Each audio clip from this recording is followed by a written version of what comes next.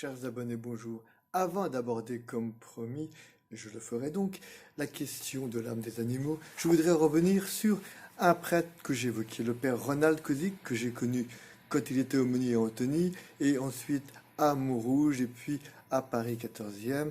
Mais c'est parce que c'est surtout un amoureux des animaux, et aussi l'un des fondateurs de la fameuse association catholique de soutien des animaux pour leur protection.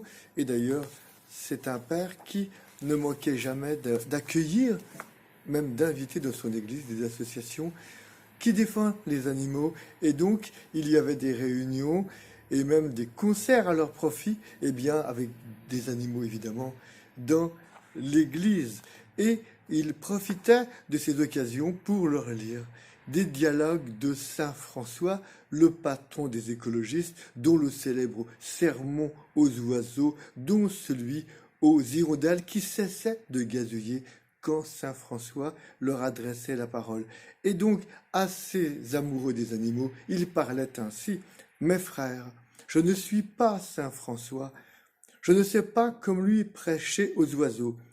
Vous entendez ici un petit oiseau, un rossignol du Japon. » Il accompagnait toujours ses homélies des animaux qu'il aimait. « C'est un cadeau de la Sainte Vierge. Il est arrivé chez moi par la fenêtre pour le 15 août. J'ai aussi une chatte, arrivée elle aussi un autre 15 août. Il ne se retrouve pas, heureusement, au même étage chez moi. Bref, si j'ai quelques animaux qui font du bruit, je ne saurais pas les faire taire comme Saint François. Alors, vous qui êtes ici, n'hésitez pas à faire un petit tour dehors pour qu'il y ait du recueillement dans l'église où se trouvent donc ses amis, les animaux. La présence d'un animal, de tout animal même, dans une église n'est pas choquante. En soi, Saint François avait fait cadeau à l'une de ses amies paroissiennes d'un agneau qui la suivait et le suivait partout, même à la messe. François avait une tendresse particulière pour les agneaux en pensant au Christ que l'on appelle l'agneau de Dieu.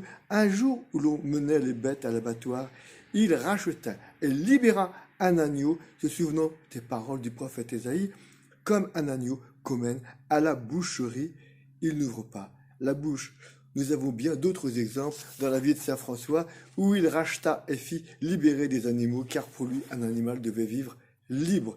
Eh bien, je conclurai comme le père Kozik concluait ses homélies: que Saint François m'aide et vous aide maintenant à méditer sur ce sujet de la sauvegarde et de l'amour de nos humbles frères, les animaux.